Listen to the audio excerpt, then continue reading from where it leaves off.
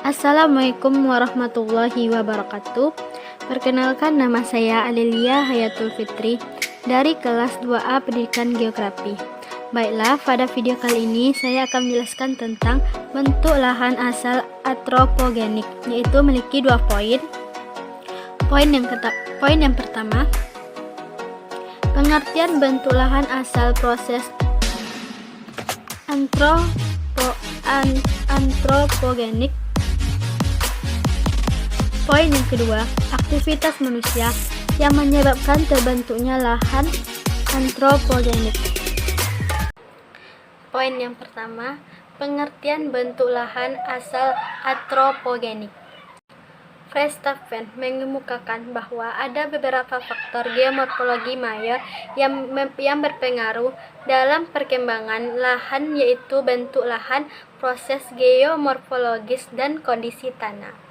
Lebih lanjut dijelaskan bahwa bentuk lahan mencakup kemiringan lahan, proses geomorfologi, mencakup banjir, tanah longsor, dan bahaya dari proses yang merugikan.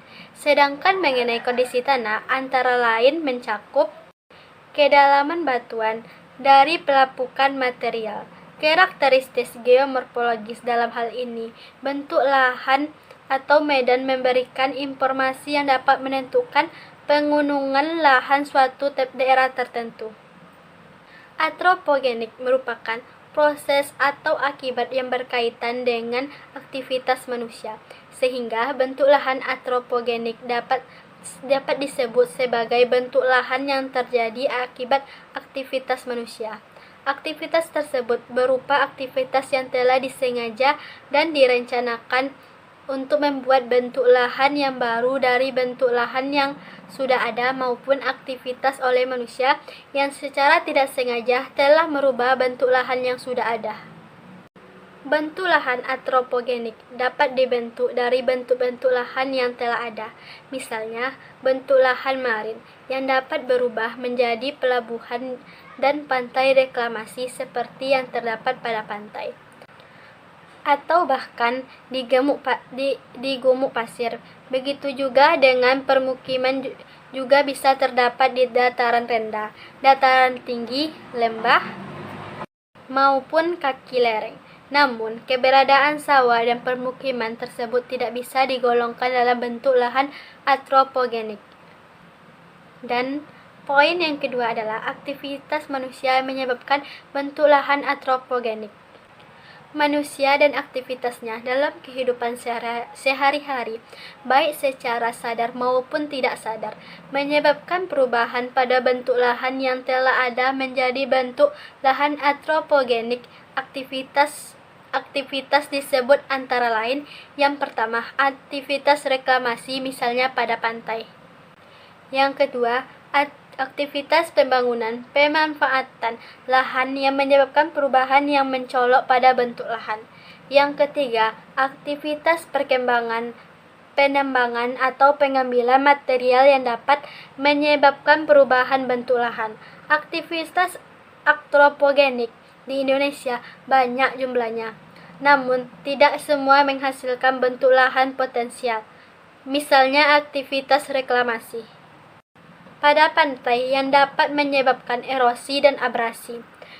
Pada pantai tersebut, aktivitas pembangunan waduk yang kurang tepat juga menyebabkan kerusakan pada daerah tangkapan tujuan sekitar waduk, sehingga dapat menyebabkan kerusakan pada lapisan tanah yang berupa rekahan atau retakan tanah.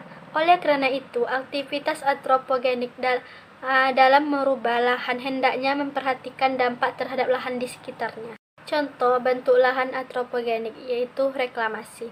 Reklamasi merupakan upaya meningkatkan sumber daya alam lahan dari aspek ekonomi, sosial, dan lingkungan dengan cara pengurangan atau pengeringan lahan. Misalnya, Pantai Marina Semarang. Pantai ini merupakan pantai yang terbentuk karena aktivitas reklamasi. Kawasan di reklamasi tersebut memanjang sesuai dengan bibir dan garis pantai. Daerah yang direklamasi cukup luas, sekitar 200 meter. sekitar 200 hektar. Material yang digunakan berupa batuan vulkanik dan breksi. Pada bagian bawah diisi dengan breksi, kemudian di atasnya diisi dengan batuan vulkanik. Perubahan garis pantai mengakibatkan perubahan arus mengarah ke pantai. Arus yang sedianya dapat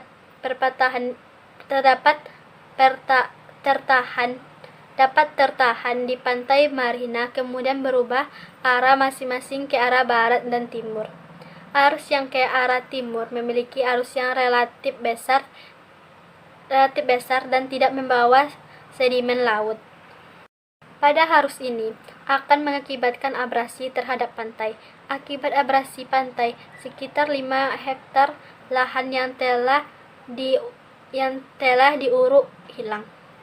Abrasi diduga diantara disebabkan perubahan pola arus yang mengakibatkan anjungan atau pecahan ombak yang dibangun oleh sebuah industri di sebelah barat desa. Penambak yang hidupnya bergantung pada sumber daya pesisir mengalami kerugian akibat berkurangnya lahan tambak dan penurunan pendapatan akibat menurunnya produksi tambak dan tangkapan yang dipicu oleh abrasi dan pencemaran. Baiklah, inilah yang dapat saya sampaikan. Lebih dan kurang saya mohon maaf. Assalamualaikum warahmatullahi wabarakatuh.